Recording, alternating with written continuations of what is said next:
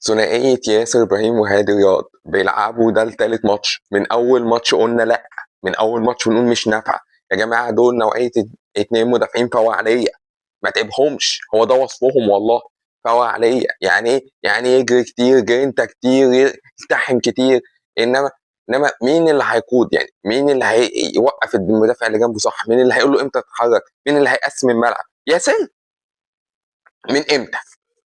هادي رياض اللي لسه جاي من امبارح؟ الاثنين ما ينفعوش، لازم يبقى في لاعب قوي. ياسين مرعي هو اللي كان بيحرك الدفاع رغم ان هو لسه صغير، رامي ربيعه قبلهم. دلوقتي مفهومه خلاص، ما فيش ياسين، لازم يبقى في احمد رمضان بيكهام في الملعب. ثنائيه هادي رياض واحمد رمضان بيكهام لما لعبوا مع بعض 70 دقيقه ولا 60 دقيقه كانت حلوه. انت بتتغابى ليه؟ ما هي سهله، الاثنين نفس النوع مش هينفعوا. لبست النهارده احنا بنلعب من غير دفاع، من غير دفاع خالص خالص. اي حد عايز يعدي باشا السلام عليكم، خد كوبايه شاي، لا ثانيه واحده، خد الجون، هات بقى بق الشاي. ايه يابا؟ مش كده.